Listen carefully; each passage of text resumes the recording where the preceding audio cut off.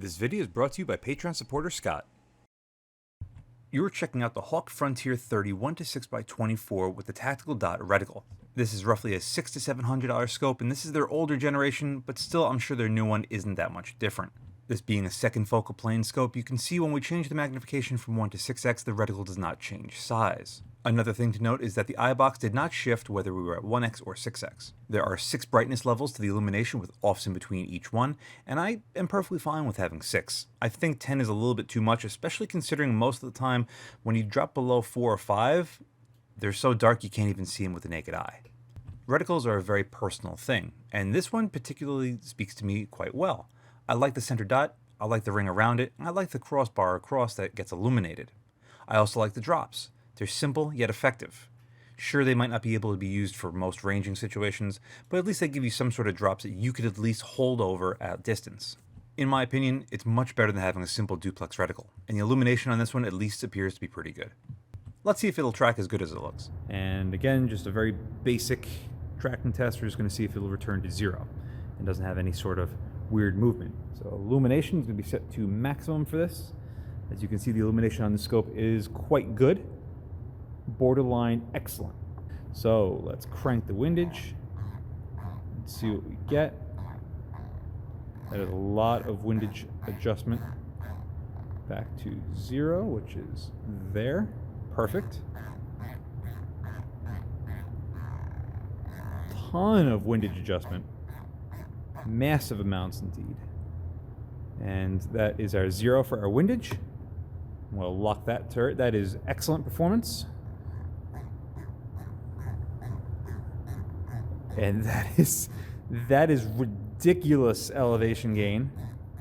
Actually, loss in this case. But let's see how low it can go. All right, to there. And let's see if it'll return to 0, which was 2.5. And there you have it. This thing tracks basically perfectly.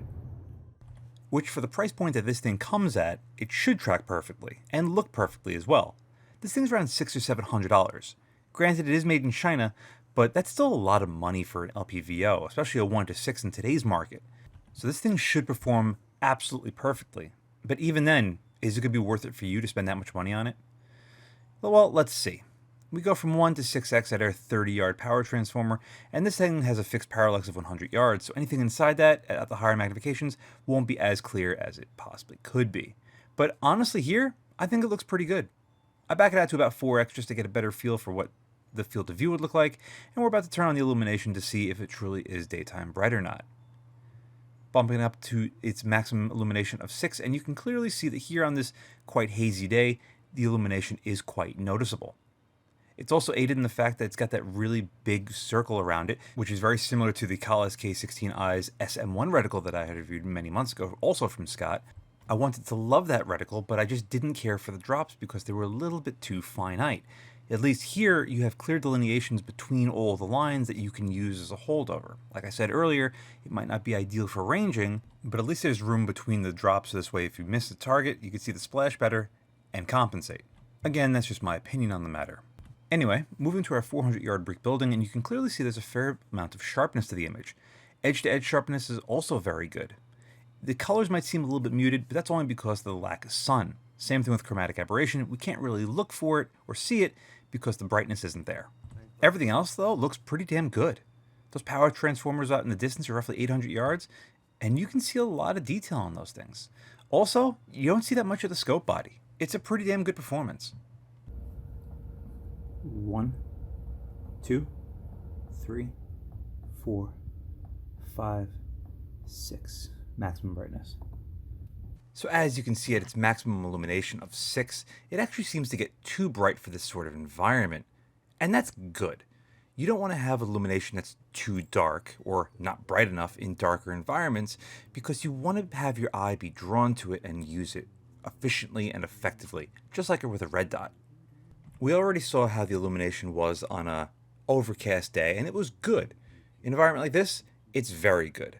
It's also aided in the fact that the reticle gets illuminated the way it does. The center dot and the ring and those cross posts are excellent. Another nice thing HAWKE got right with its optic is the 1x is really close to true 1x. There's very little distortion, and it's sharp from center to edge. Pew pew, pew pew. A lot of scope manufacturers, again, don't necessarily get that right. It's imperative to have a good 1x with an LPVO as well, because not only is it quicker to get on target, but it's also much nicer to use as well. Pew pew, pew pew. Pew pew pew pew. Pew pew. Pew pew. You know what? Pew pew.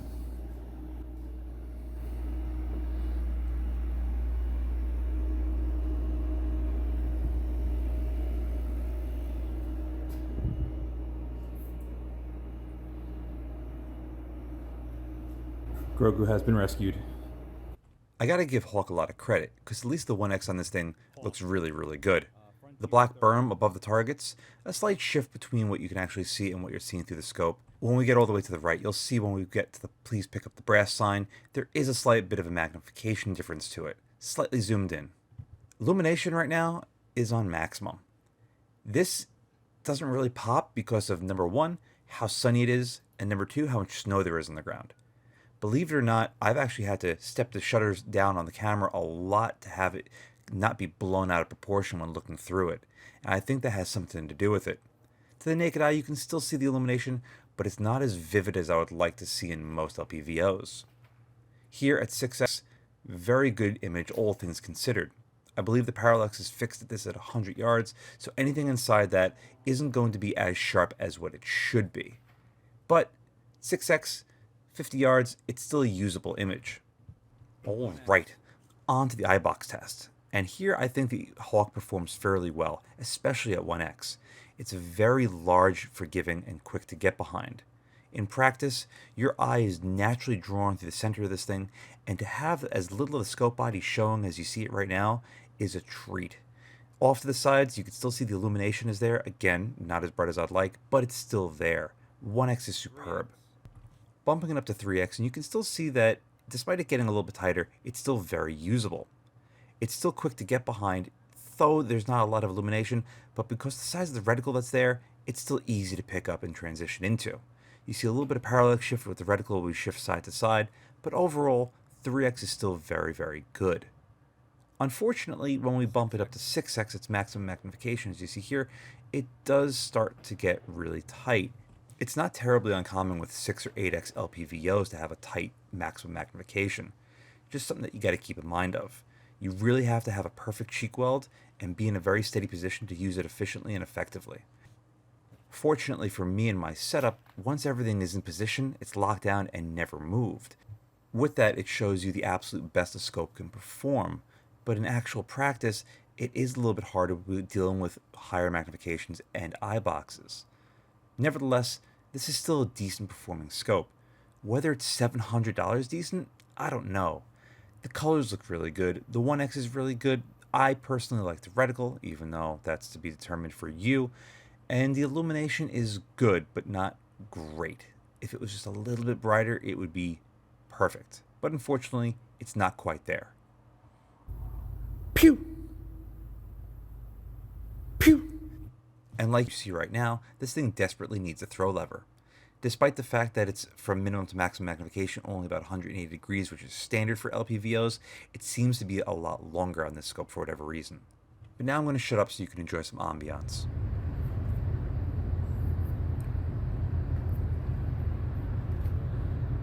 Pew! Pew!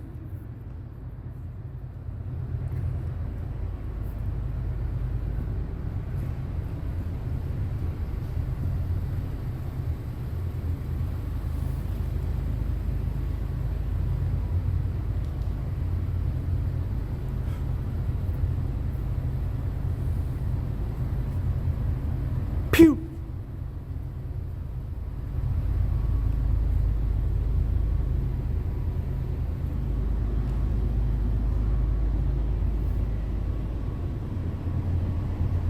Santa's been saved. Yep, as if you couldn't tell, another Christmas-themed episode. Unfortunately, I'm still working with a ton of backlog, so please excuse the delays on most videos. So before we get into my final thoughts, what are some things that we can take away from this scope? Well, it performs honestly really, really well. It has some features that I don't necessarily care for in LPVO, like quick adjust target turrets, but at least they're locking. They feel really good. It tracks well. The illumination's good. The glass is surprisingly really good. Reticle, again, personal preference for me. I enjoy it. You might hate it, but you know what? There's tons of other options out there. Overall, I think this is a pretty damn good scope. Is it worth $700? I don't think so. This is not one of those scopes that I would personally look for brand new. It ticks a lot of boxes, but not every single one that I would want to personally have for an LPVO. That's reserved for very few optics. I'm sure the question that you might have in the back of your mind right now, or maybe in the front of your mind, is how does this compare to the PST Gen 2 1 to 6? And you know what? MSRP to MSRP, the PST Gen 2 1 to 6 is the way to go. Now, what about finding this scope used? I think if you found this for around $400, which BTW is what Scott paid for this, at that price point, it becomes a very compelling LPVO and something you should consider. Anyway, let's get into my final thoughts. All right, so we already basically talked about my final thoughts on this thing, so I'll keep this brief. As far as why is there other random stuff on my desk, I have way too many projects going on right now, and I'm spread very, very thin, and it sucks. So, trying to juggle too many balls, something's gonna drop. Dropping bolt, yeah, that didn't sound too good. But anyway, how does this thing compare to the PST Gen 2? Well, the one main thing that we can compare this with is weight. The Gen 2 PST comes in around 22 ounces. It's actually pretty damn heavy. This thing comes in about 2 ounces lighter. So that's something, well, actually, almost 3 ounces lighter. That's something to consider. So it's not as heavy, but it performs pretty much as good. Illumination isn't as bright at its maximum, but overall, this is like I said, this is a solid package. Granted, I can't really say much about its longevity. I can't tell you that this is going to be good for the rest of your life. I can't tell you how good HAWKE's warranty claims are because I can't really find that much information about them. They're fairly popular in Europe from what I've seen, from what I've heard from some of my Patreon providers, and that gives me some sort of confidence behind this scope. But as far as anything else, I don't really have that much information. This is a good LPVO, but for $700, that's a lot of money. You could bump up into many different other optics for that price. Like, it's insane. You can buy two Burris RT6s for that price, and the RT6 is at least as good as this. That's a real sleeper of an LPVO, and one that I've recommended to many people over the last couple of years, all of which that have gotten them have been very, very happy with them. So there are other options out there. But what happens if you find this used like Scott did? Well, around $400 or less, this starts to become fairly compelling. Or maybe you just want to have something a little bit different from everybody else. So with that, the HAWKE's not a terrible option. Can I recommend this to anybody? It's really hard to say, again, because of the track record. With that being said, though, if you've had personal experience with HAWKE's customer service and or reliability, please let me know in the comments below. Not only am I going to find out, but you're also going to be helping out people such as yourselves that want to know more. And it'll help them paint a broader picture to figure out if this is actually going to be worth it or not. And with that, let's conclude this video. Scott, thank you so much for sending this in. I've had this for way, way, way too long. I'm very sorry about that. Anyway, thank you very much for watching. See you again next time. And a huge thank you to all of my Patreon supporters. Without you, this wouldn't be possible.